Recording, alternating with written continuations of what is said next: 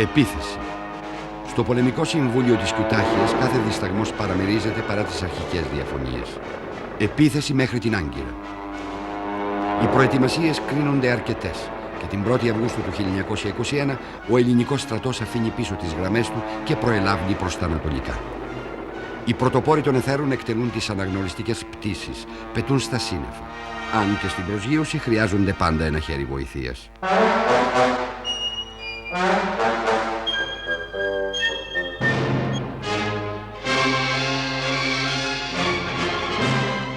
Η ηγεσία όμως έχει επισημάνει και τους κινδύνους που κρύβει η προέλαση, τη δυσκολία στις επικοινωνίες και τον εφοδιασμό. Η αλμυρή έρημος που οδηγεί στην Άγκυρα θεωρείται αδιάβατη, αλλά ο χρόνος πιέζει, ο Κεμάλ γίνεται κάθε μέρα ισχυρότερος. Η διοίκηση της στρατιάς έχει επενδύσει όλες τις ελπίδες για την αντιμετώπιση του σε αυτήν την εκστρατεία. Ό,τι είναι να γίνει πρέπει να γίνει τώρα. Μέσα σε ένα κλίμα συγκροτημένης αισιοδοξίας, άνθρωποι, ζώα και μηχανές προχωρούν προς τα μπρος. Η πορεία όμως είναι εξαντλητική, οι αρρώστιες και οι πυρετοί κάνουν θράψη. Όταν όμως περνούν το Σαγκάριο, είναι ακόμα ένας στρατός πολυάριθμος και πειθαρχημένος. Το πρωί της 10ης Αυγούστου αρχίζει η ελληνική επίθεση. Ο ευνηδιασμός τον οποίο υπολόγιζε το στρατηγείο δεν πετυχαίνει. Οι στρατιώτες όμως προχωρούν με την πεποίθηση ότι αυτή η μάχη θα είναι η τελευταία.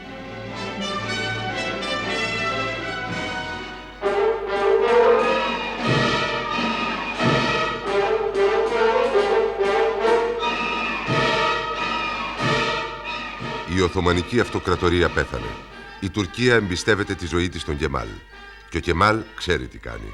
Αποφεύγει να δώσει μάχη, υποχωρεί και περιμένει τους Έλληνες εκεί που ο ίδιος έχει διαλέξει. Η τακτική της υποχώρησης που ακολουθεί προκαλεί κάποιες βέβαια αντιδράσεις. Η Εθνοσυνέλευση όμως τον έχει ήδη ανακηρύξει δικτάτορα. Είναι πια απόλυτος κύριος της εξουσίας.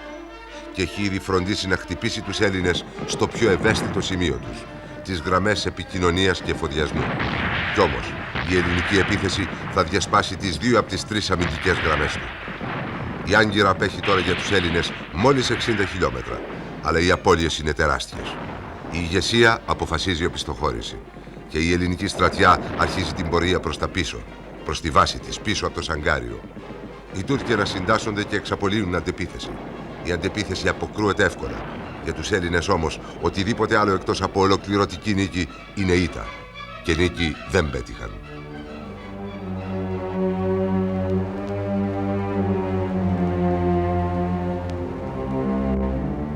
Οι Τούρκοι πανηγυρίζουν γιατί σώθηκε η Άγκυρα. Γιατί συνέλαβαν εκατοντάδες εχμαλώτους. Γιατί για αυτούς οτιδήποτε άλλο εκτός από ολοκληρωτική ήττα είναι νίκη. Στην Αθήνα οι εφημερίδες προτιμούν να αλλάξουν θέμα. Έρχεται και πάλι στην επικαιρότητα το βορειοϊπειρωτικό και ο τόσο προσφυλής στον Κωνσταντίνο σλαβικός κίνδυνος.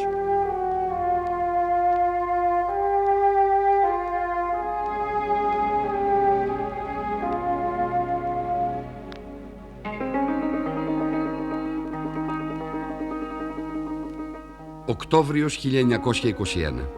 Η ελληνική επίθεση έχει τελειώσει με την υποχώρηση από το Σαγκάριο. Έχει γίνει πια ολοφάνερη η αδυναμία του ελληνικού στρατού να επιβάλλει δυναμική λύση στο Μικρασιατικό.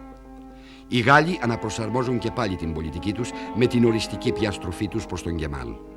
Έρχονται και πάλι στην επιφάνεια όλες εκείνες οι αντιθέσεις που περίμεναν το αποτέλεσμα των θερινών επιχειρήσεων για να εκδηλωθούν. Ξεσπά πολιτική κρίση. Στο αντιβενιζελικό στρατόπεδο εκδηλώνονται χωριστικές τάσεις. Ωστόσο, ο κυβερνητικός συνασπισμός θα αντιμετωπίσει ενωμένος την ανοιχτή επίθεση των φιλελευθέρων. Στον Ελεύθερο Τύπο δημοσιεύονται 2 παλιότερες επιστολές του Βενιζέλου που καταδικάζει εκ των προτέρων την εκστρατεία. Οι Βενιζελικοί αναθεωρούν τη μέχρι τότε στάση τους. Έχει σημάνει το τέλος της κοινής πολιτικής δια το εθνικό ζήτημα. Οι αντιβενιζελικές διώξεις γνωρίζουν νέα έξαρση. Όταν ο Γούναρης ζητά από τη Βουλή ψήφο εμπιστοσύνης, το κόμμα των φιλελευθέρων αποχωρεί σύσσωμο από την αίθουσα. Το βασιλικό ζεύγος προσπαθεί να πείσει ότι συμπάσχει με το λαό, πολλαπλασιάζοντας τις επισκέψεις σε νοσοκομεία. Ο Γούναρης φεύγει για το εξωτερικό ελπίζοντας σε κάποιο θαύμα. Η Αντάντ όμως έχει προσαρμόσει την πολιτική της στη νέα πραγματικότητα. Η Μικρά Ασία θα κατακυρωθεί στον πιο ισχυρό και πιο ισχυρός δεν είναι πια η Ελλάδα.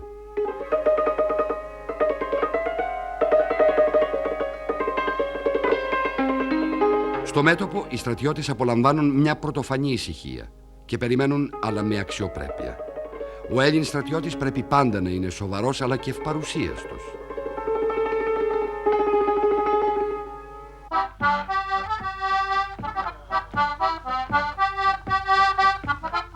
Το 1921 πέρασε.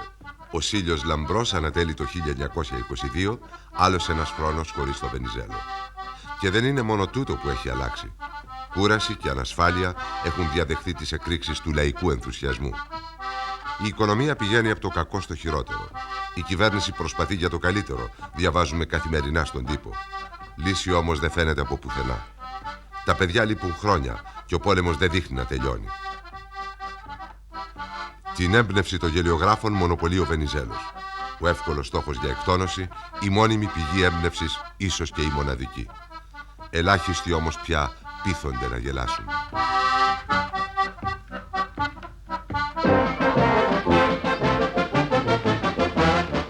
Το έχουν πει οι αρχαίοι Έλληνες, νους υγιής εν σώματι υγιές.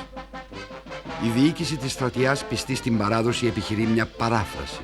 Ανώδυνες διαταγές, ακίνδυνες δάφνες, δηλαδή αθλητικοί αγώνες.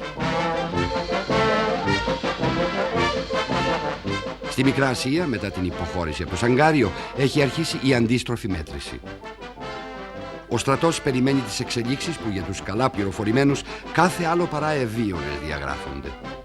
Οι δυνάμεις στρέφονται προς τον Κεμάλ και παρουσιάζονται απρόθυμες να κινήσουν οποιαδήποτε διαδικασία για ειρήνευση υπέρ της Ελλάδος. Το στράτευμα δεν γνωρίζει βέβαια επακριβώς τι συμβαίνει στο διπλωματικό πεδίο. Έχει μάθει όμως τι σημαίνουν οι τσέτες και μπορεί να μαντέψει τι πρόκειται να συμβεί.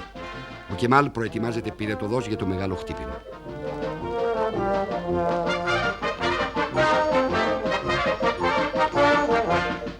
Τα ευζωνάκια αναδεικνύουν πρωταθλητές άξιους να τιμήσουν τα αθλητικά ιδεώδη. Διατάσσονται και επισκέψεις στις αρχαιότητες. Άλλη μια τονωτική ένεση στο ηθικό. Γνωρίστε το ένδοξο και μακροχρόνιο ελληνικό παρελθόν. 3.000 χρόνια ελληνικής παρουσίας και πολιτισμού στη Μικρά Ασία, το σκεπτικό της ηγεσίας. Πολλοί στρατιώτες όμως κρίνουν ότι τα 2 χρόνια της δικής τους παρουσίας είναι ήδη υπεραρκετά. Οι λιποταξίες είναι τώρα καθημερινό φαινόμενο, μολονότι σπάνια φτάνουν στη δημοσιότητα.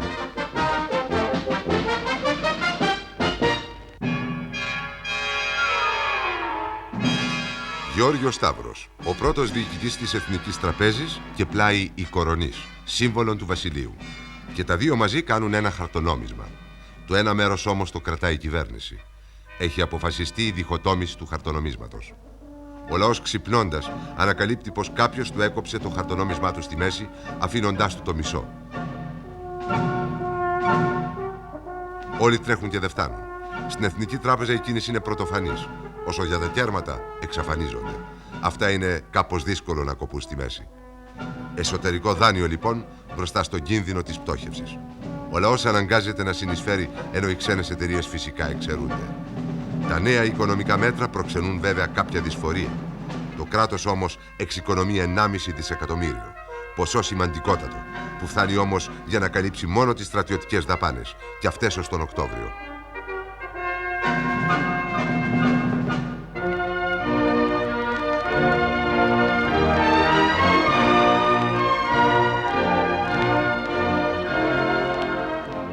Ιανουάριος 1922.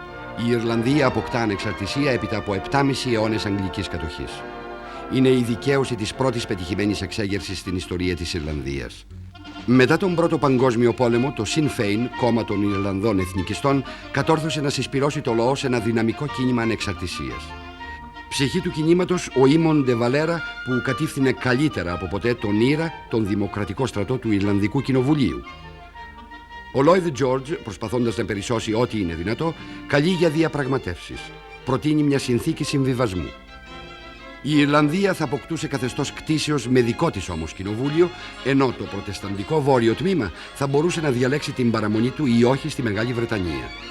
Η συνθήκη γίνεται δεκτή από την Ιρλανδική Βουλή με μικρή πλειοψηφία. Οι οπαδοί της απόλυτης ανεξαρτησίας αγανακτούν με το συμβιβασμό και καταφεύγουν σε ένοπλη δράση. Χάνουν όμως τη λαϊκή υποστήριξη. Το κοινοβούλιο επιβάλλεται. Το Ιρλανδικό κράτος δείχνει να γίνεται πραγματικότητα. Το τίμημα έχει ήδη πληρωθεί.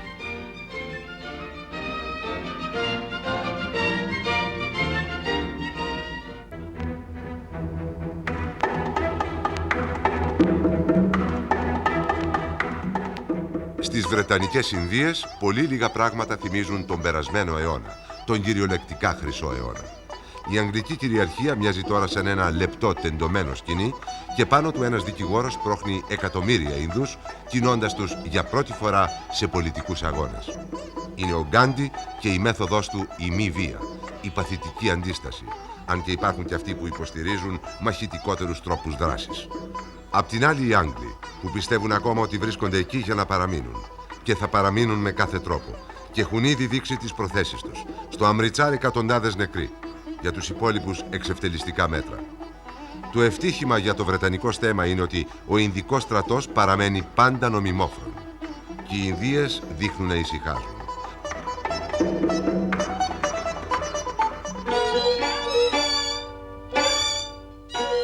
Ανεξιχνίαστη η κινέζικη ψυχή. Ανατολίτες βλέπεις. Ποιος μπορεί να τους καταλάβει? Οι ιδέες τους δεν είναι ίσιες, είναι καμπύλες. Προσέξτε καλά την κίνηση του δράκου. Παρατηρήστε πώς απεχθάνεται την ευθεία. Λες και είναι ευχαριστημένος μόνο όταν όλα πηγαίνουν λοξά. Όλες αυτές οι διαφορές, όλες αυτές οι κινέζικες ιδιοτροπίες μοιάζουν με αυτό που λέγεται γραφικότητα. Πέρα από αυτήν εκατοντάδες εκατομμύρια πεινασμένοι. Μια χώρα στην οποία βασιλεύει η οικονομική εξαθλίωση και το πολιτικό χάος. Στο Πεκίνο, έδρα της συντηρητικής κυβέρνησης που διαδέχτηκε την αυτοκρατορία, ξεσπούν μεγάλες φοιτητικές διαδηλώσεις. Έχει γίνει γνωστή η συνθήκη των Βερσαλιών και η ικανοποίηση όλων των ιαπωνικών διεκδικήσεων σε βάρος της Κίνας. Στην Καντόνα το Εθνικό Κόμμα σχηματίζει κυβέρνηση υπό τον Σου Γιατ-Σεν. Μέσα σε ένα κλίμα αγανάκτησης κατά των δυτικών δυνάμεων, το κόμμα αναγορεύει τον εθνικισμό σε θεμελιώδη πολιτική αξία. Γύρω του συνασπίζονται όλες οι δυνάμεις που επιθυμούν μια ριζική αλλαγή. Στις κεντρικές και νότιες επαρχίες γενικά επικρατεί μια κατάσταση χαόδης. Εκεί διοικούν οι πολέμαρχοι, αυτόνομοι στρατιωτικοί αρχηγοί που κατέχουν κάποια μεμονωμένη περιοχή και μάχονται συνεχώς μεταξύ τους.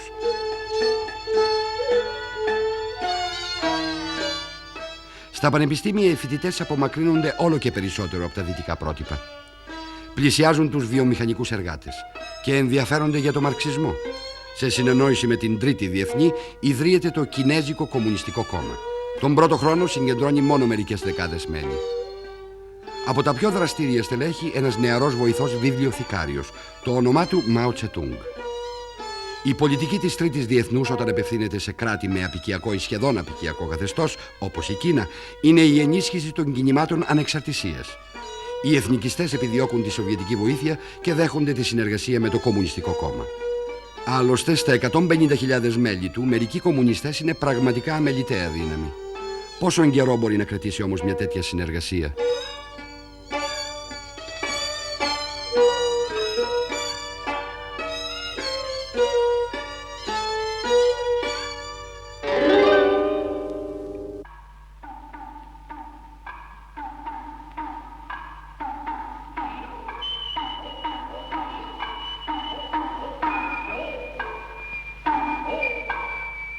Καγκούρα σημαίνει ψυχαγωγία των θεών. Καμπούκι για το λαό που παρουσιάζουν οι Ούνα Γκάτα, άνδρες ηθοποιοί σε γυναικείους ρόλους.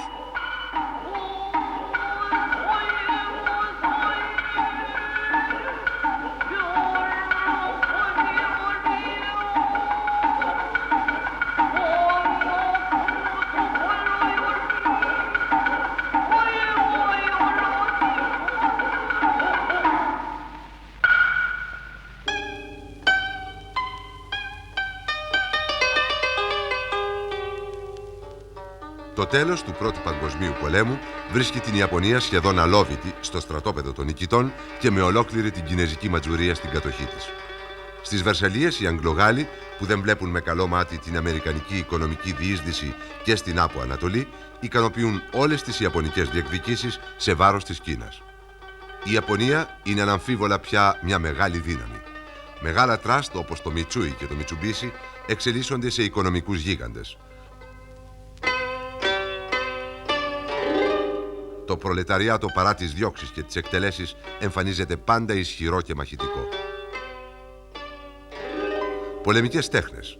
Οι σαμουράι βέβαια δεν υπάρχουν πια, αλλά υπάρχουν υπερσύγχρονα σώματα και οι δαπάνες για τους εξοπλισμούς αυξάνονται συνεχώς.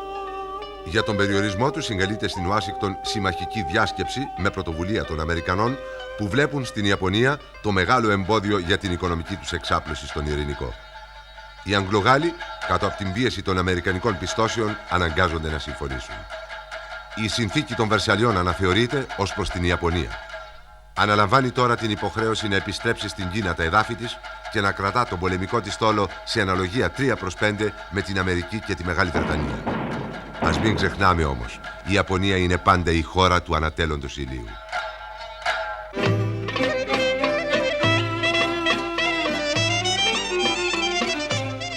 Πάσχα Κυρίου, Πάσχα λύτρων λύπης. Αναστάσεως ημέρα και οι στρατιώτες την υποδέχονται ανάλογα. Άντε παιδιά και του χρόνου σπίτια σας. Άραγε αυτές οι γιορτές αφήνουν πίσω τον πόλεμο ή τον θυμίζουν ακόμη περισσότερο? Οι στρατιώτες πάντως δεν έχουν λόγο να μην είναι ευχαριστημένοι. Τον τελευταίο καιρό η τροφοδοσία γίνεται όλο και περισσότερο προβληματική. Σήμερα όμως οι μερίδες θα περισσέψουν.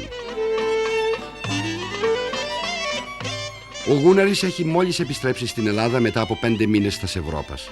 Δεν κατάφερε τίποτα, αλλά έθεσε εαυτόν και τα στίχας της Ελλάδος εις τα σχήρας της Αντάντ.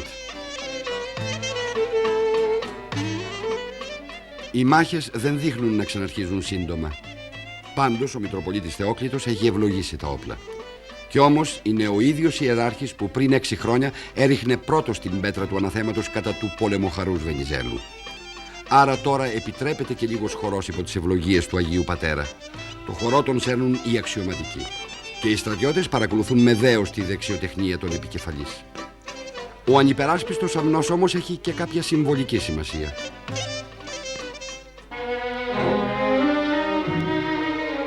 Στο κακουργοδικείο της Λαμίας, μια ομάδα δημοκρατικών φιλελευθέρων με επικεφαλή τον Παπαναστασίου αντιμετωπίζει την κατηγορία της εσχάτης προδοσίας. Είναι εκπρόσωποι της αριστερής πτέρυγας του Βενιζελικού στρατοπέδου.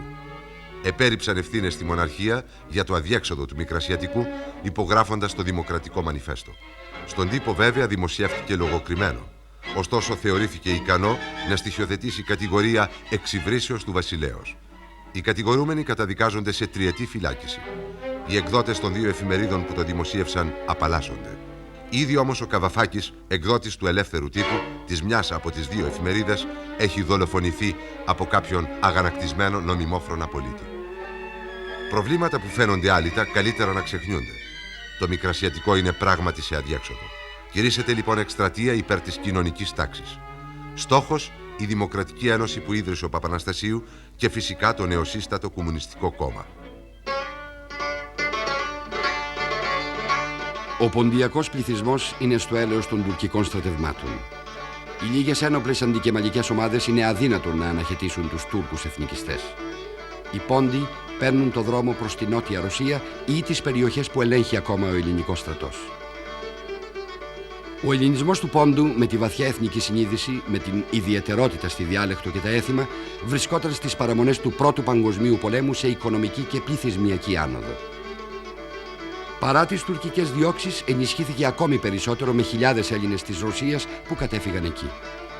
Ωστόσο, στο συνέδριο της Ειρήνης, ούτε οι δυναμικές ποντιακές κινητοποιήσεις, ούτε οι μετριοπαθέστερες προτάσεις του Βενιζέλου κατόρθωσαν να πείσουν τις δυνάμεις ότι ήταν δυνατή και βιώσιμη η λύση ενός ανεξάρτητου ή ίσως αυτόνομου Πόντου. Ο τουρκικός στρατός έχει διαλύσει τώρα κάθε όνειρο για ανεξαρτησία. Κι όμως, ανάμεσα σε αυτούς που μένουν πίσω, υπάρχουν κάποιοι που ελπίζουν.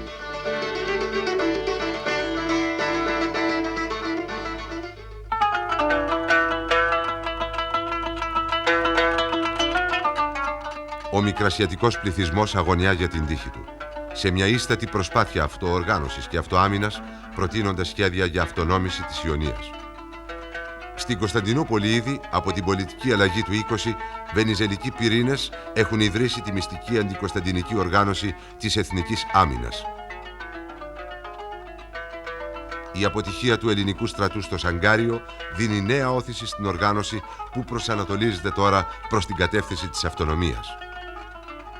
Η επιρροή που ασκεί αυξάνεται περισσότερο όταν στον πατριαρχικό θρόνο εκλέγεται ο βενιζελικός ιερωμένος Μελέτιος Μεταξάκης. Παράλληλα, ηγετικά στελέχη της οργάνωσης έρχονται σε επαφή με τον αρχιστράτηγο Παπούλα. Όταν το σχέδιο της άμυνας συζητείται στην Αθήνα, υπονομεύεται από το Γούναρη και απορρίπτεται από το Στεριάδη.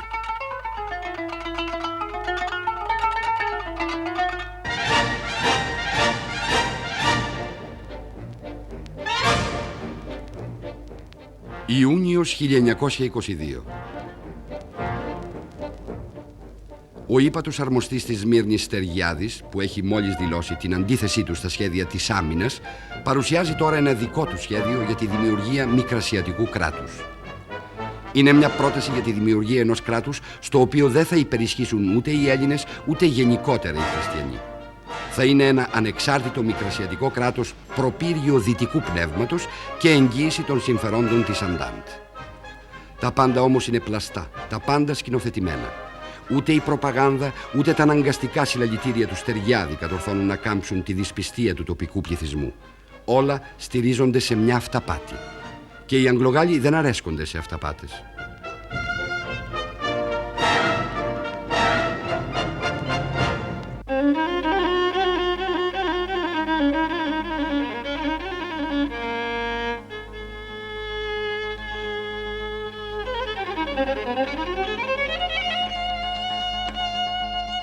Από το μέτωπο μια εικόνα διαφορετική.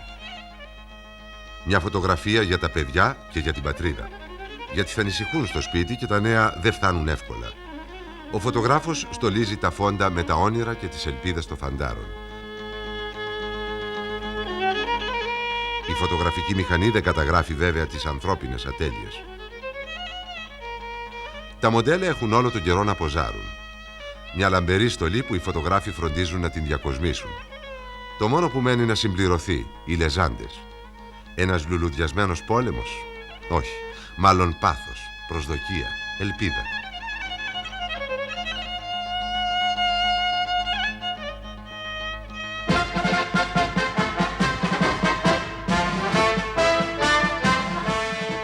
Το μέτωπο κινδυνεύει με κατάρρευση.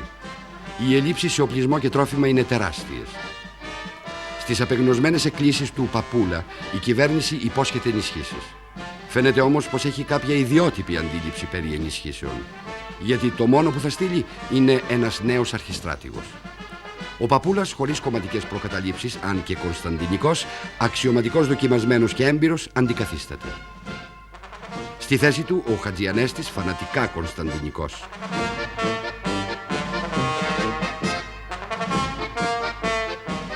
Και ο νέος αρχιστράτηγος φτάνει στο μέτωπο.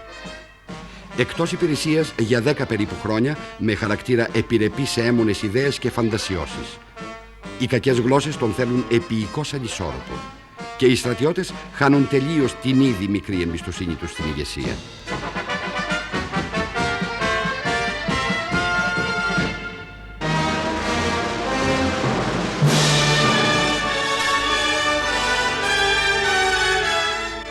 Αύγουστος 1922. Μεγάλη συγκέντρωση τουρκικών δυνάμεων ανατολικά του Αφιόν Καραχισάρ. Αν και δεν αναμένεται άμεση επίθεση, οι ελληνικές μεραρχίες διατάσσονται να εντείνουν την επαγρύπνησή τους το βράδυ της 12ης προς την 13η Αυγούστου. Από τις πρώτες πρωινές ώρες, σφοδρότατος βομβαρδισμός των ελληνικών θέσεων.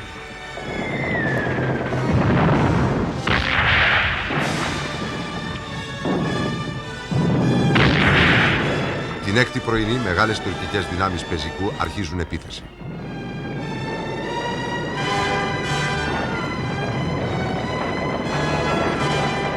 Ο Κεμάλ στην πρώτη γραμμή παρακολουθεί ικανοποιημένος. Και 300 χιλιόμετρα πίσω, στη Σμύρνη, ο Χατζιανέστης, αν και γνωρίζει απόλυτα την κατάσταση, τηλεγραφεί στην Αθήνα. Η μάχη εξελίσσεται ομαλώς. 14η Αυγούστου. Οι τουρκικές επιθέσεις αποκρούονται με δυσκολία. Οι απώλειες είναι ήδη μεγάλες. Πολλά ελληνικά τμήματα τρέπονται σε άτακτη υποχώρηση. Οι επικοινωνίες βρίσκονται σε πλήρη αποδιοργάνωση. Οι επιτιθέμενοι ενισχύονται συνεχώς με εφεδρικές δυνάμεις. Η κατάσταση των ελληνικών μεραρχιών που δέχονται το κύριο βάρος της επίθεσης γίνεται όλο και πιο κρίσιμη.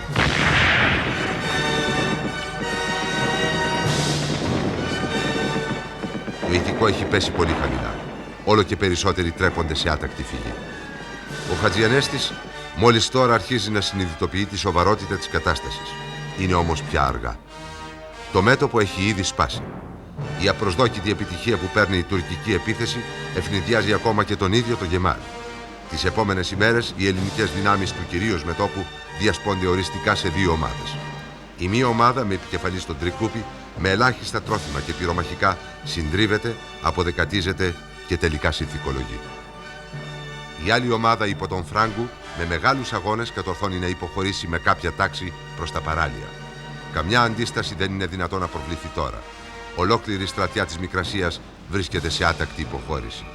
Η κυβέρνηση μέσα στην αγωνία της δεν βρίσκει άλλο τρόπο να αντιδράσει παρά με τη διαταγή για αντικατάσταση του Χατζιανέστη. Διορίζεται ο Τρικούπης. Έχει ήδη όμως εχμαλωτιστεί. Καθήκοντα αρχιστρατήγου αναλαμβάνει ο Πολυμενάκος που φτάνει στη Σμύρνη την 24η Αυγούστου. Στον ελληνικό πληθυσμό της Μικρασίας έχει αρχίσει να πλώνεται ο πανικός. Από το εσωτερικό, χιλιάδες πρόσφυγες ακολουθούν το στρατό στην υποχώρησή του με την ελπίδα να βρουν καταφύγιο στη Σμύρνη. Έχει ήδη όμως αρχίσει η επιβίβαση του στρατού στα πλοία. Η Ελλάδα αποχωρεί οριστικά από τη Μικρασία. Η υπεράσπιση της Σμύρνης έχει κριθεί αδύνατη.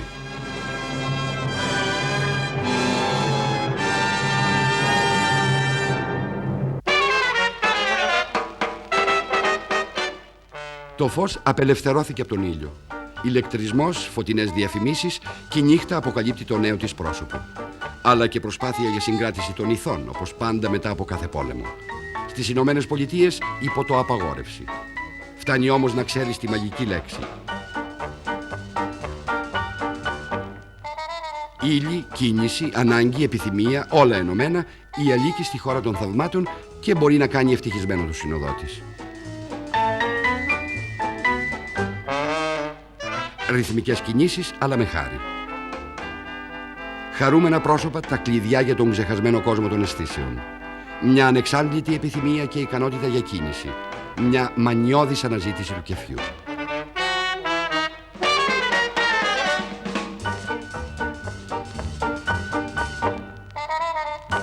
Και απ' την άλλη ένα καινούριο και πολλά υποσχόμενο επάγγελμα, η κυνηγή ταλέντων. Οι έκπληκτες κοπέλες πληροφορούνται πως η ομορφιά τους είναι ένα θείο δώρο, ένα θείο χάρισμα. Δεσποινείς, αρκεστείτε λοιπόν στην ομορφιά σας και αφήστε τα χρήματα σε μας.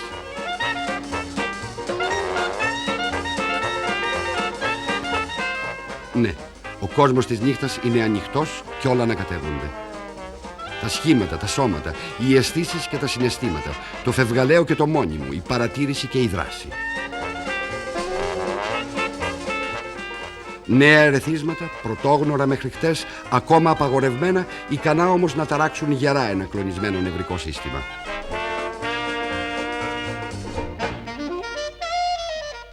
Μακριά, ατέλειωτα υπέροχα πόδια. Το ταλέντο δεν είναι πάντα απαραίτητο, όπως δεν είναι και αρκετό. Αλλά ευτυχώς υπάρχουν και οι καλλιτεχνικοί πράκτορες που δίνουν λύσεις στα πάντα. Η κατάλληλη επιλογή, το κατάλληλο πρόγραμμα και φυσικά για αυτούς η κατάλληλη αμοιβή.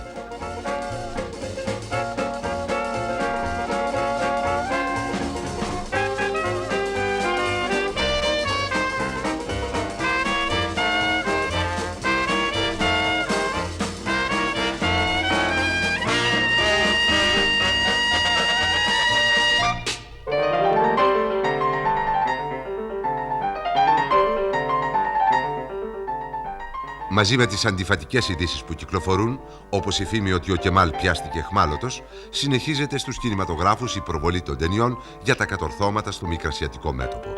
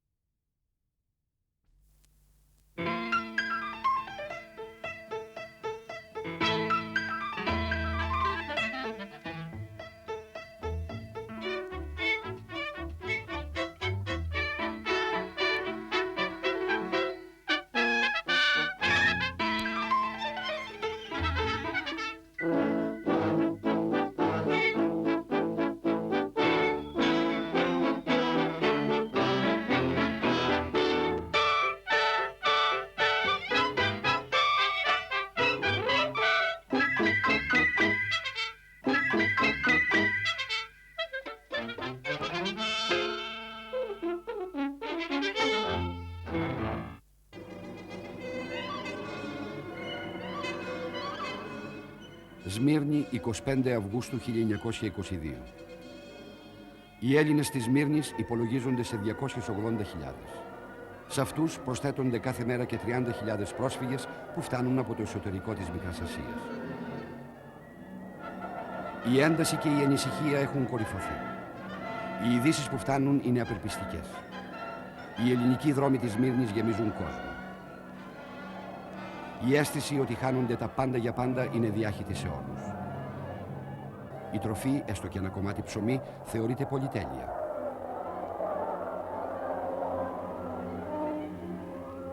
Μετά την ήττα, η ελληνική στρατιά συμπτύσσεται στη Χερσόνησο της Ερυθρέας κοντά στη Σμύρνη. Οι άνδρες είναι εξαντλημένοι από την κούραση και την απογοήτευση. Οι υπεύθυνοι αποφασίζουν την αποχώρηση.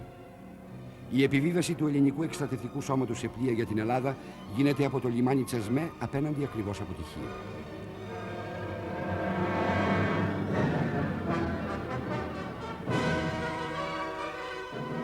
Η τύχη των πληθυσμών που μένουν πίσω εξαρτάται από την στάση των μεγάλων δυνάμεων, που παραμένει μέχρι τέλους αδιευκρίνιστη, πράγμα που καταδικάζει τελεσίδικα τον ελληνισμό της Ιωνίας.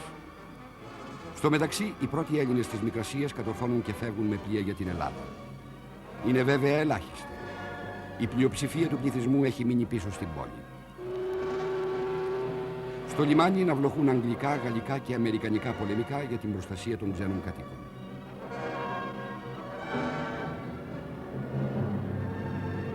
Τα γυναικόπαιδα βρίσκονται σε απόγνωση. Πληθαίνουν οι φήμες ότι οι στρατιώτες του Κεμάλ πλησιάζουν στην πόλη.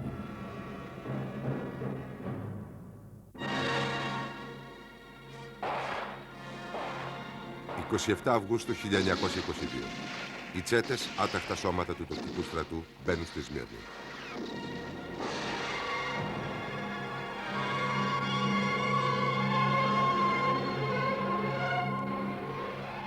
Στις 30 Αυγούστου, φωτιές εμφανίζονται ταυτόχρονα σε διάφορα σημεία της Σμύρνης. Σε 10 μόνον ώρες, το μέτωπο της φωτιάς έχει πλάτος 3 χιλιόμετρα. Καίγονται οι χριστιανικές συνοικίες. Διαπράττονται φόνοι και βιότητες εναντίον των Ελλήνων και Αρμενίων. Πανικός ξεσπά ανάμεσα στους κατοίκους. Πλήθη Ελλήνων από όλες τις γωνιές της πόλης σειραίουν στην Προκυμαία. Καθώς οι φλόγες πλησιάζουν απειλητικά προς την παραλία, όλοι βλέπουν τα γυροβολημένα πλοία σαν τη μοναδική ελπίδα φυγής. Στην Προκυμαία της Σμύρνης, από τους εκατοντάδες χιλιάδες συγκεντρωμένους ανθρώπους, όσοι κατορθώνουν να επιβιβαστούν σε βάρκες, κατευθύνονται προς τα συμμαχικά πλοία. Εκεί τους περιμένει μια ακόμη δοκιμασία. Ελάχιστοι γίνονται δεκτοί στα πλοία. Οι πιο πολλοί αναγκάζονται να επιστρέψουν πίσω, στην Προκυμαία, όπου μένεται η πυρκαγιά. Τα συγκεντρωμένα πλήθη από πρόσφυγες και κατοίκους της Σμύρνης βρίσκονται σε αδιέξοδο. Πίσω οι φλόγες και οι Τούρκοι. Μπρος η θάλασσα. Στο μεταξύ, όλο και περισσότερος κόσμος σειραίει στην Προκυμαία από τις πυρπολιμένες συνοικίες. Ένας Έλληνας γράφει: «Πολλοί πέφτουν στη θάλασσα με την ελπίδα να σωθούν. Αν βρουν πλεούμενο μπαίνουν σε αυτό, αλλά σκαρφαλώνουν τόσοι πολλοί που αναποδογυρίζει αμέσως. Κάποια στιγμή οι πνιγμένοι είναι τόσοι που εγώ νομίζω ότι αν περπατήσει κανείς απάνω τους θα πάει στα καράβια».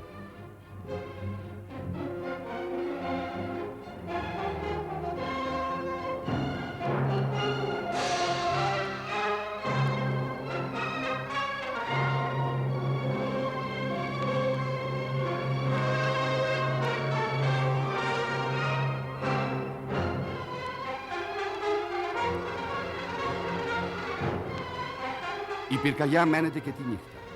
Όρθιες μένουν μόνον η τουρκική και η φράγκικη συνοικία.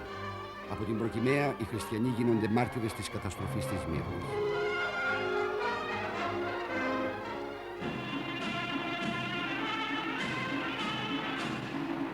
Τούρκοι κατεβάζουν την ελληνική σημαία από κτίριο της ελληνικής διοίκησης στη Σμύρνη.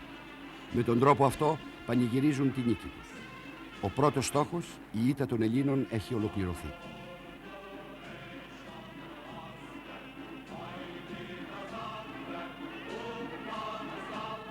Σύμφωνα με μαρτυρίες, κάηκαν 55.000 σπίτια, όλοι οι Ορθόδοξοι ναοί και τα πιο πολλά σχολεία. Έπρεπε οι χριστιανοί της Σμύρνης να μην μπορούν ποτέ πια να ξαναγυρίσουν στην πατρίδα τους.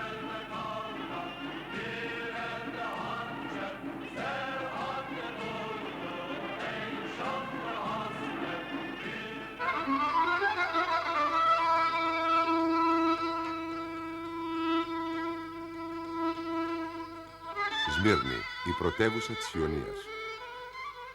Η οικονομική άνεση της έδινε ένα κοσμοπολίτικο χαρακτήρα. Οι λέσχες, τα καφενεία και τα σινεμά έκαναν την πρωτεύουσα της Ιωνίας εκτός από πόλη του εμπορίου και πόλη της διασκέδασης. Οι Έλληνες είχαν δεσπόζουσα θέση τόσο στην οικονομική όσο και την πολιτιστική ζωή της.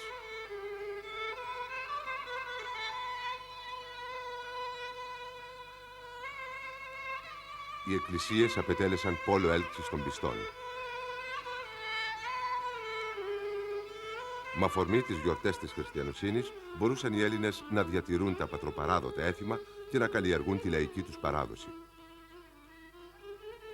Και όχι μόνο στα Ιωνικά και τα Αιωλικά παράλια, όπου οι Έλληνες συχνά υπερτερούσαν, αλλά κυρίως στη Μικρασιατική ενδοχώρα, όπου ζούσαν απομονωμένοι σε μικρές νησίδες ανάμεσα σε συμπαγείς αμεθανικούς πληθυσμούς. Επίσης, η Εκκλησία της Μικρασίας με τη μεγάλη συμμετοχή της στη δημοτική εκπαίδευση συνέβαλε αποφασιστικά στη διατήρηση της εθνικής συνείδησης και στη διάσωση της ελληνικής γλώσσας. Ο ελληνισμός της Μικρασίας δεν ήταν μόνο η Σμύρνη. Ήταν και οι δεκάδες πόλεις, κομμοπόλεις και χωριά, όπου ως την καταστροφή ζούσαν περίπου 2 εκατομμύρια Έλληνες. Μέσα σε ένα ξένο περιβάλλον κατόρθωναν να διατηρούν την εθνική και πολιτιστική τους ταυτότητα. Με την εκπαίδευση, οι Μικρασιάτες απεμάκρυναν κάθε κίνδυνο αφελληνισμού.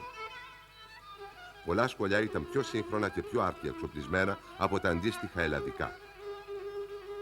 Η Ευαγγελική Σχολή της Σμύρνης διέθετε πλήρες γυμνάσιο ήδη από τα μέσα του 19ου αιώνα, μεγάλη βιβλιοθήκη και δικό της αρχαιολογικό μουσείο. Η ελληνική εκπαίδευση αποτέλεσε αποφασιστικό παράγοντα στην ανάπτυξη έντονης πνευματικής ζωής. Το αποδεικνύουν οι εκατοντάδες των βιβλίων και οι δεκάδες των εφημερίδων και των περιοδικών που κυκλοφορούσαν πλατιά σε ολόκληρη τη Μικρασία. Και η πληθώρα των ελληνικών συλλόγων που δεν ήταν μόνο κέντρα κοινωνικής, αλλά κυρίως πνευματικής δράσης. Η Σμύρνη, με μεγάλη προκυμαία και όμορφα κτίρια, δεν είχε τίποτα να ζηλέψει από τις μοντέρνες μεγαλοπόλεις της Ευρώπης. Αυτή η Σμύρνη, το οικονομικό αλλά και το πολιτιστικό κέντρο του ελληνισμού της Μικρασίας, έγινε το Σεπτέμβρη του 1922 το σύμβολο της καταστροφής.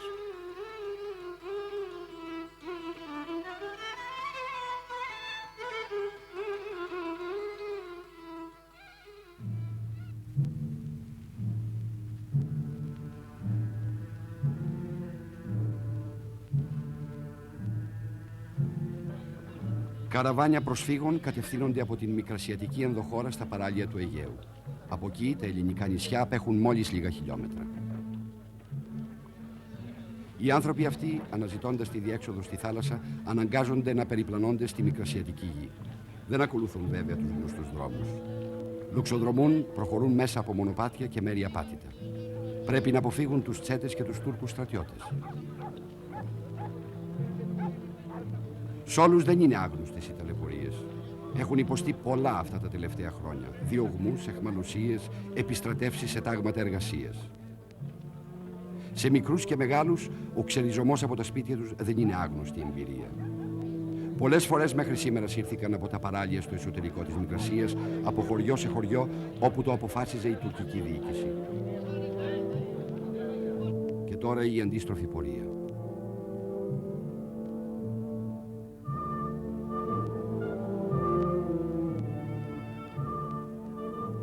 Ορισμένοι από τους πρόσφυγες καταφέρνουν να περάσουν απέναντι στα νησιά. Εκεί βρίσκονται ασφαλείς σε έδαφος ελληνικό. Τώρα πρέπει να κάνουν την καινούργια αρχή, που φαίνεται ότι θα είναι μάλλον προσωρινή, γιατί ακόμη δεν ξέρουν αν θα μείνουν εδώ στα νησιά ή αν θα φύγουν για τον Πειραιά και την Αθήνα. Η σκέψη όλων όμως είναι στραμμένη στην Μικρασία. Εκεί έχουν αφήσει τους συγγενείς τους, τα σπίτια τους, τις περιουσίες τους.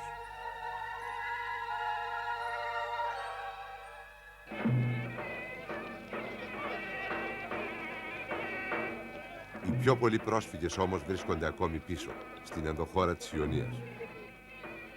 Χρησιμοποιώντας οποιοδήποτε ζωντανό βρουν, συνεχίζουν τη μακριά πορεία τους προς τη θάλασσα, που γίνεται ακόμη πιο δύσκολη από την κούραση, την πείνα, την ανασφάλεια.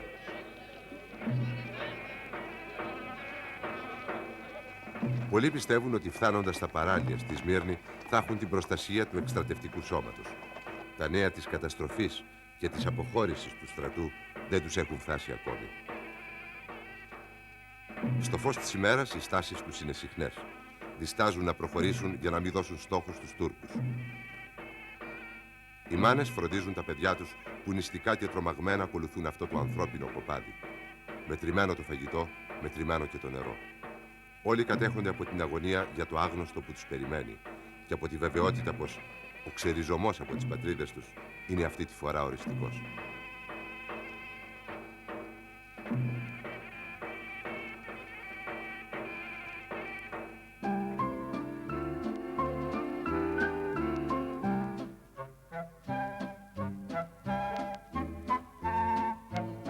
Στη ζωή της Ευρώπης και της Αμερικής εμφανίζεται μια έκπληξη, μια νέα εφεύρεση, το ραδιόφωνο. Αυτό είναι το καινούριο μέσο μαζικής ενημέρωσης. Παρθένο στο ψέμα προκαλεί το ενδιαφέρον όλων. Γυρνώντας ένα κουμπί έχετε ειδήσεις, μουσική, διασκέδαση. Ο κόσμος όλος μέσα στο σπίτι σας. Η ιδανική λύση στο πρόβλημα της μοναξιάς και της ψυχαγωγίας. Η απήχηση που βρίσκει το ραδιόφωνο είναι μεγάλη. Χιλιάδες Άγγλοι αποκτούν συσκευή κατασκευάζοντας τον ραδιοφωνικό δέκτη μόνοι τους. Έτσι μπορούν και ακούν το σταθμό της Βρετανικής Εταιρείας Αναμεταδόσεων, γνωστή σαν BBC. Το αγγλικό κράτος του εκχωρεί το μονοπωλιακό δικαίωμα των ραδιοφωνικών εκπομπών με αντάλλαγμα την προσφορά προγραμμάτων κοινής ωφελίας. Στην Αμερική τα πράγματα είναι διαφορετικά. Η τεχνολογική εξέλιξη και το επιχειρηματικό δαιμόνιο κάνουν το ραδιόφωνο απαραίτητο εξάρτημα κάθε σπιτιού. Υπάρχουν ήδη δεκάδες ραδιοφωνικοί σταθμοί και τα τελευταία χρόνια έχουν πουληθεί 1 εκατομμύριο συσκευές.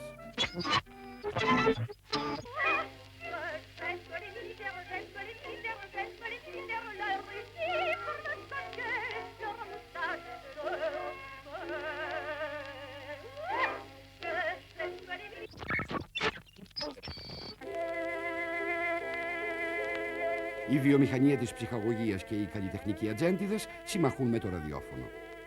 Όλοι έχουν αντιληφθεί τη δυναμική του νέου μέσου. Όλοι και πιο πολλοί οι ιδιοκτήτες των εφημερίδων και των περιοδικών. Πόσο μπορεί το ραδιόφωνο να απειλήσει τον τύπο.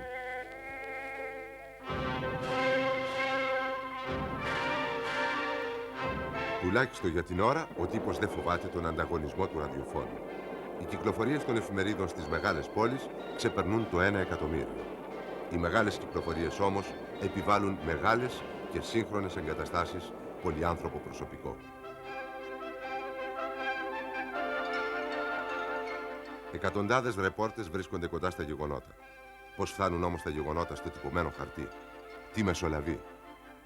Οι ειδήσεις πρέπει να δίνονται από τις εφημερίδες με έναν τρόπο που να διασφαλίζεται η κυκλοφορία. Ναι, ο τύπος διαμορφώνει την κοινή γνώμη. Προσαρμόζεται όμως συνεχώς και στο κοινό γούστο. Και αυτό είναι το μυστικό της επιτυχίας του. Την ίδια εποχή κάνουν την εμφάνισή τους και οι καθαρά σκανδαλοθυρικές εφημερίδες. Οι εφημεριδοπόλες αναλαμβάνουν την προώθηση του νέου προϊόντος. Με τις εφημερίδες στη μασχάλη τρέχουν στους δρόμους, φέρνοντας τον κόσμο νέα συγκλονιστικά. Εγκλήματα, παράνομοι έρωτες προσωπικότητων της δημόσιας ζωής, σκάνδαλα κάθε είδους και κάθε μεγέθους παίρνουν τη θέση τους στην πρώτη σελίδα. Στα φύλλα αυτά, προτεραιότητα για δημοσίευση έχει οτιδήποτε μπορεί να αυξήσει τους πελάτες της εφημερίδας.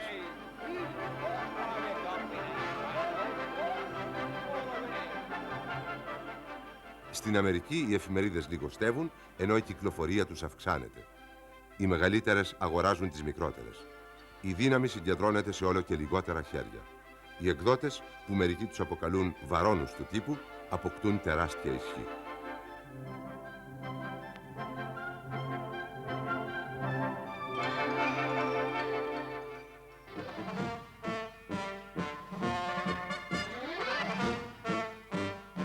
Ο κινηματογράφος μεταμορφώνεται όλο και περισσότερο σε βιομηχανία της ψυχαγωγίας. Εκατοντάδες ταινίες παράγονται. Το Hollywood γίνεται το μεγάλο εργοστάσιο κατασκευής μύθων. Ο κινηματογράφος όμως δεν είναι μόνο διασκέδαση, είναι και πληροφόρηση. Οι οπερατέρ των επικαίρων είναι ό,τι και οι ρεπόρτες των εφημερίδων. Αυτόπτες μάρτυρες των γεγονότων. Γεγονότων που μέχρι να φτάσουν στην αίθουσα του κινηματογράφου έχουν υποστεί μεγάλη επεξεργασία. Όχι μόνο από τους τεχνικούς, αλλά και από όλους εκείνους που μετέχουν στην παραγωγή του φιλμ. και που ο καθένας με τη σειρά του προσπαθεί να περάσει στον θεατή τη δική του άποψη. Παράδειγμα, ένα κομμάτι από αμερικανικά επίκαιρα με θέμα την καταστροφή της Μύρνης. Πώς όμως βλέπει το γεγονός ο θεατής που βρίσκεται χιλιάδες χιλιόμετρα μακριά? Αντί να δει τη φωτιά, βλέπει τη συμβολή του αμερικανικού ναυτικού στην εκένωση της Μύρνης.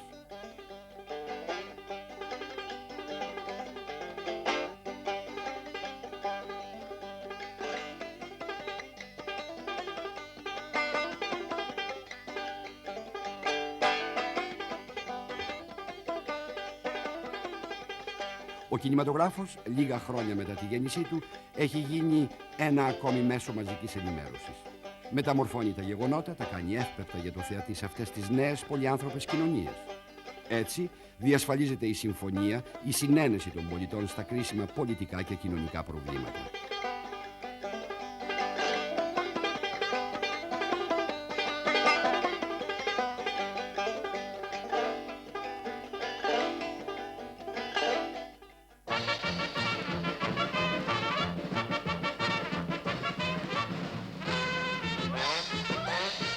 Αλλά και τα αξιοπερίεργα έχουν τη θέση τους στα κινηματογραφικά επίκαιρα. Στο Σικάγο κάνει την εμφάνισή της η πρώτη ομάδα baseball που οι παίκτες της έχουν μακριά μαλλιά. Πολύ μακριά μαλλιά. Όμως το μήκος των μαλλιών δεν επηρεάζει καθόλου την απόδοσή της.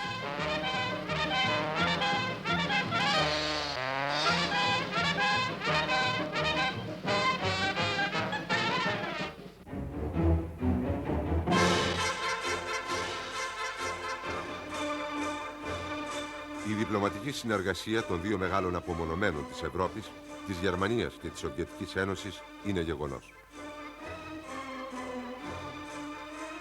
Οι εκπρόσωποι τους συναντώνται τον Απρίλιο του 1922 στο Ραπάλο της Ιταλίας και αρχίζουν διαβουλεύσεις με στόχο την υπογραφή συμφωνίας. Οι υπόλοιπες ευρωπαϊκές δυνάμεις αντιδρούν. Έχουν βάλει σε καραντίνα τόσο τη Γερμανία μετά την ήττα της στον πόλεμο, όσο και τη Ρωσία μετά την Κομμουνιστική Επανάσταση. Τελικά η συμφωνία υπογράφεται στις 16 Απριλίου 1922. Για τον Λένιν, η συμφωνία του Ραπάλο, που έχει κυρίως οικονομικό χαρακτήρα, αποτελεί νίκη. Οι δύο χώρες επιδιώκουν με τη συνεργασία τους όχι μόνο να βγουν από τη διπλωματική απομόνωση, αλλά κυρίως να αλληλοβοηθηθούν οικονομικά. Η Γερμανία θέλει να ανακτήσει τις παλιές μεγάλες αγορές που είχε στη Ρωσία πριν από τον πόλεμο. Η Σοβιετική Ένωση να αναπτύξει τη βιομηχανία της με γερμανική βοήθεια. Με τη συμφωνία του Ραπάλο, οι εμπορικές συναλλαγές Γερμανίας και Ρωσίας αυξάνονται σημαντικά.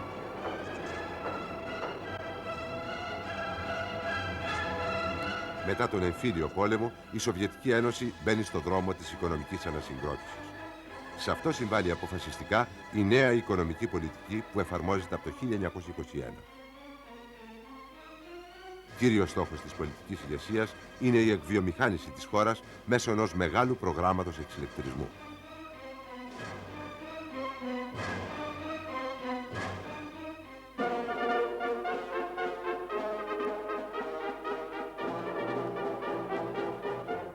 Ο ελληνικός στρατός που παρεμβαλόταν μεταξύ δυτικών της Αντάντ και Τούρκων δεν υπάρχει πλέον. Μια νέα κατάσταση διαμορφώνεται στην περιοχή. Οι Αγγλογάλοι έχουν να αντιμετωπίσουν τώρα τον Γκεμαλικό στρατό σε κάθε απόπειρα παραβίασης της ουδέτερης ζώνης των στενών. Στην Κωνσταντινούπολη βρίσκεται βέβαια ακόμη ο Σουλτάνος, που έχει μεν αγαθότατες σχέσεις με τους συμμάχους, ο ίδιος όμως δεν έχει καμιά νησχή. Οι Γάλλοι επιμένουν σε παραχωρήσεις προς τον Γκεμάλ για να αποφευχθεί ο πόλεμος. Επισημαίνουν τον κίνδυνο από τα εξτρεμιστικά στοιχεία του εθνικιστικού κινήματος. Η Ανατολική Θράκη είναι μια από τις παραχωρήσεις που διαπραγματεύονται οι εταίροι της Αντάντ χωρίς να τους απασχολεί καθόλου η γνώμη της Ελλάδος. Στην Αμερικανική πρεσβεία, που τελευταία έχει αναπτύξει μεγάλη δραστηριότητα, βρίσκεται ο ναύαρχος Μπρίστολ. Θεωρείται σαν ο τοποτηρητής των σοβαρών οικονομικών συμφερόντων της Αμερικής στην Τουρκία και γενικότερα στη Μέση Ανατολή. Παράλληλα, διατηρείται η παραμονή των στρατευμάτων κατοχής. Άγγλοι και Γάλλοι έχουν στρατοπεδεύσει σε κέρυες θέσεις κατά μήκος των στενών. Θέλουν να παραμείνουν εκεί μέχρι τη διπλωματική διευθέτηση του θέματος της ναυσιπλοείας των στενών. Η Τουρκία βρίσκεται βέβαια και κοντά στις πετρελαιοπαραγωγές χώρες της Μέσης Ανατολής. πράγμα που έχει ιδιαίτερη σημασία για τους Δυτικούς και αποτελεί έναν ακόμη λόγο για τη διατήρηση της στρατιωτικής παρουσίας τους στην Τουρκία. Η μεγάλη στρατηγική σημασία της περιοχής επιβάλλει την αναζήτηση μιας νέας ισορροπίας. Οι δυτικές δυνάμεις πρέπει το ταχύτερο δυνατό να επιλέξουν ανάμεσα στη σύγκρουση ή τη συνδιαλλαγή με τον Κεμάλ.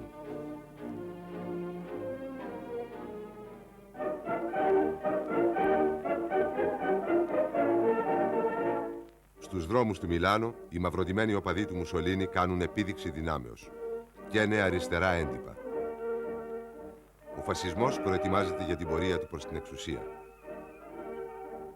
Η επιτυχία του Μουσολίνη οφείλεται κυρίως στην προπαγάνδα περί τα λεγόμενα εθνικά θέματα. Οι εισοδηματικές ανισότητες είναι μεγάλες, η ανεργία στην ύπαιθρο και στις πόλεις έντονη, το κόστος ζωής ανεβαίνει. Η κοινωνική κρίση οξύνεται. Μέσα σε αυτό το κλίμα της γενικής αναστάτωσης και ανησυχίας ανδρώνεται ο φασισμός. Με την πορεία στη Ρώμη, ο Μουσολίνη δίνει το τελειωτικό χτύπημα στους αντιπάλους του.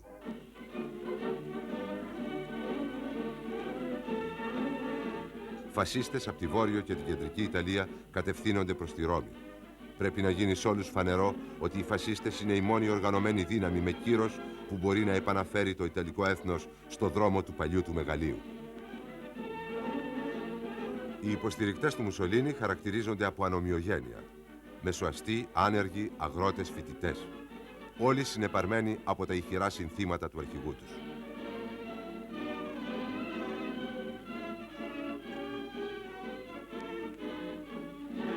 Στη Ρώμη το ετοιμόρροπο καθεστώς απλώς καταραίει. Ο βασιλιάς Βίκτορας Εμμανουήλ, που θα μπορούσε να εναντιωθεί στα σχέδια του Μουσολίνη, τον ορίζει πρωθυπουργό. Και η Βουλή εγκρίνει στο Μουσολίνη την εκχώρηση δικτατορικών εξουσιών για 1 έτος.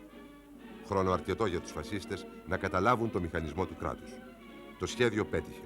Η φασιστική τρομοκρατία ανεβαίνει από τους δρόμους στην εξουσία. Η Ιταλία είναι τώρα πια έρμεο στα χέρια του Μουσολίνη.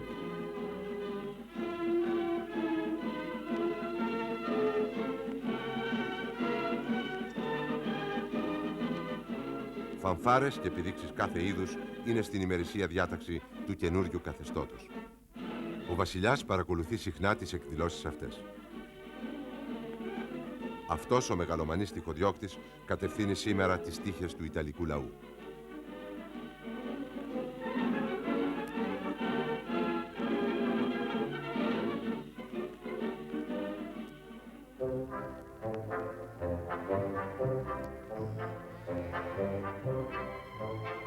Η Αμερική, με εκτάσεις απέραντες και πάντα πλούσια σε πρώτες ύλες, μπαίνει σε μια καινούρια φάση ρωμαλαίας οικονομικής ανάπτυξης.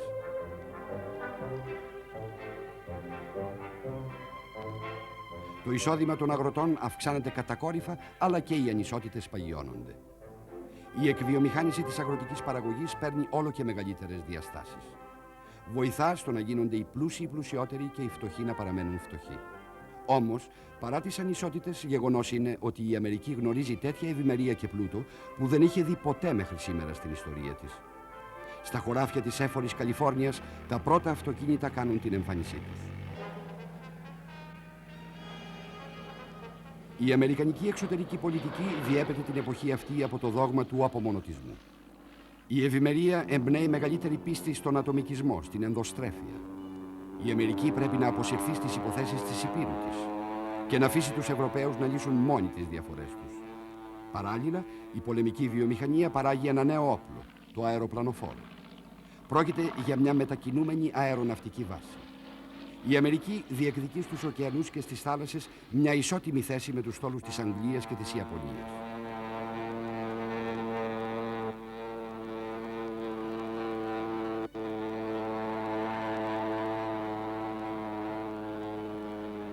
Με το αεροπλανοφόρο θα μπορεί τώρα να επεμβαίνει σε οποιοδήποτε σημείο του κόσμου απειλούνται τα συμφέροντά της. Και ένα μικρό ατύχημα από την αδέξια προσγείωση κάποιου πιλότου δεν μεταβάλλει τις δυνατότητες του νέου όπλου. Οι Αμερικανοί θέλουν λοιπόν να αφοσιωθούν στην καλύτερη εκμετάλλευση της υπήρου τους. Και όχι μόνο της Βόρειας Αμερικής, αλλά και της Κεντρικής και της Νότιας. Για το σκοπό αυτό χρησιμοποιούν την διόρυγα του Παναμά. Η διάνοιξή της, που έγινε κυρίως με την χρησιμοποίηση ηθαγενών, έχει ολοκληρωθεί πριν λίγα χρόνια. Η διόρυγα έχει τεράστια οικονομική και στρατηγική σημασία.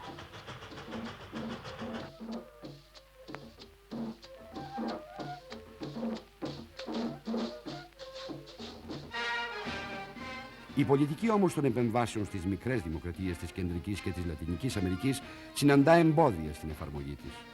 Στις περιοχές αυτές δημιουργείται ένα ισχυρό αντιαμερικανικό κίνημα. Η Ουάσιγκτον αναγκάζεται να στείλει πεζοναύτες στην Αϊτή, την Νικαράγουα και την Ονδούρα για την προστασία των αμερικανικών συμφερόντων και για την σταθεροποίηση των τοπικών φιλικών της κυβερνήσεων που κλειδονίζονται επικίνδυνα. Κύριος στόχος της πολιτικής των επεμβάσεων είναι η απόλυτη κυριαρχία της Αμερικής στις οικονομίες των νοτίων γειτόνων της. Μεγάλες αμερικανικές εταιρείες αναλαμβάνουν την εκβιομηχάνηση των χωρών αυτών, όπως ονομάζουν την εκμετάλλευση του εθνικού τους πλούτου. Η ψυχρή, ρεαλιστική πολιτική που ακολουθεί η Αμερική με τον απομονωτισμό έχει και τα παράδοξά της. Είναι οι δημόσιες σχέσεις που επιβάλλει το διπλωματικό πρωτόκολλο. Στη Νέα Υόρκη, ο πρόεδρος Χάρντινγκ παρευρίσκεται στα αποκαλυπτήρια ενός αγάλματος του Σιμών Μπολιβάρ, του απελευθερωτή της Λατινικής Αμερικής. Την ίδια όμως στιγμή, αλλά αρκετές χιλιάδες χιλιόμετρα νοτιότερα, Αμερικανοί στρατιώτες ποζάρουν με ηθαγενή που έχουν μόλις συλλάβει.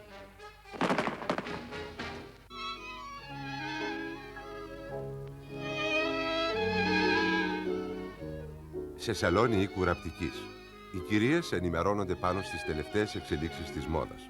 Περνάν λίγες ευχάριστες ώρες σε ένα ευχάριστο περιβάλλον. Η επίδειξη μόδας είναι ένα περίεργο μείγμα από κοινωνική εκδήλωση και οικονομικό φαινόμενο. Εκεί βλέπετε τι πρέπει να φορέσετε. Ταυτόχρονα βλέπετε και βλέπεστε από εκείνους που όπως και εσείς θα είναι και φέτος πάλι μες στη μόδα.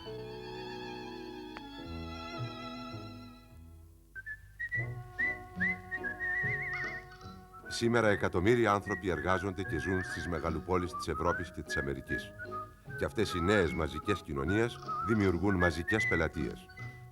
Η βιομηχανία επιστρατεύει τη διαφήμιση για να μπορέσει να τυποποιήσει τις διαφορετικές ανάγκες των καταναλωτών. Τις περισσότερες φορές όμως για να τους δημιουργήσει νέες ανάγκες που θα τις επιτρέψουν να αυξήσει την παραγωγή της. Η μαζική παραγωγή δεν χρησιμοποιεί όμως μόνο τη διαφήμιση, αλλά και τη μόδα. Βγάζει την επίδειξη μόδας από το σαλόνι των κυριών και τη μετατρέπει σε μαζική κοινωνική εκδήλωση. Σε υπαίθριες σκηνές και με τη συνοδεία μουσικής για τη δημιουργία κατάλληλης ατμόσφαιρας, καλήγραμμα μανεκέν επιδεικνύουν τι θα φορεθεί φέτος το καλοκαίρι. Σε αυτό το χαριτωμένο περιβάλλον, το νοήμων κοινών δέχεται τα νέα μοντελάκια της μόδας που όμως έχει σχεδιάσει η βιομηχανία.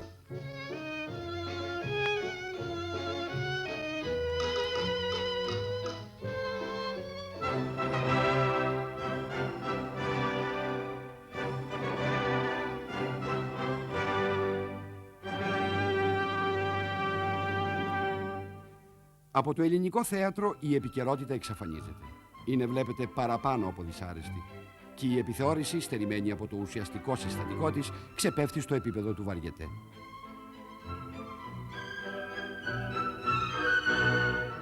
Ο κόσμος ζητά φύγη και το θέατρο του προσφέρει φαντασμαγορία, την οπερέτα. Όπου το θέαμα είναι για το θέαμα. Πολυτελή σκηνικά, αισθηματικές πικρόγλυκες ιστορίες, κομψότητα, ευρωπαϊκή μουσική. Η οπερέτα όμως ικανοποιεί και εκείνη την παλιά δίψα του μικροαστικού κοινού για μουσική. Επιπλέον προσφέρει στον κόσμο και κάτι που δεν κατάφερε ποτέ να τους προσφέρει η επιθεώρηση. Την κολακευτική ψευδαίσθηση πως έχει δοσοληψίες με υψηλή τέχνη.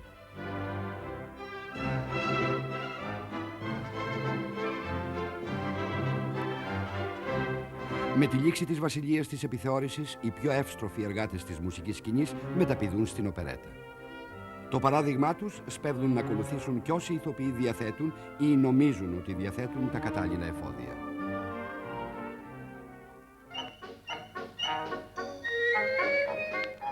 Στην κατά τα άλλα σεμνότυφη Αθήνα, ένα νέο είδους έντυπο κάνει την εμφάνισή του.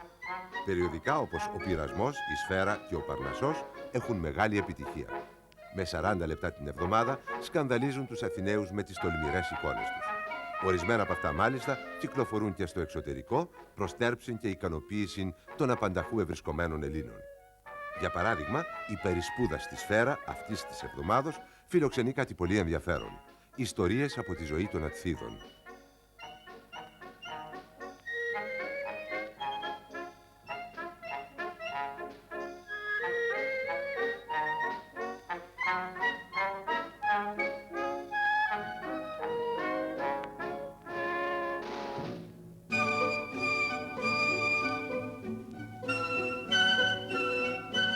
Ένα μαχητικό κίνημα.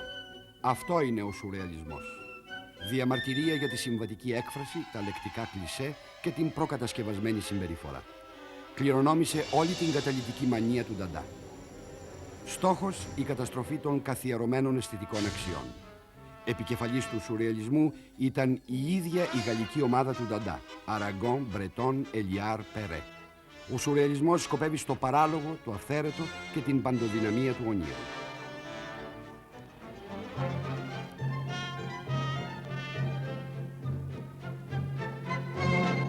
Η διάσταση ανάμεσα στους σκοπούς και τα μέσα ξεσκεπάζει την αυθαιρεσία του συστήματος.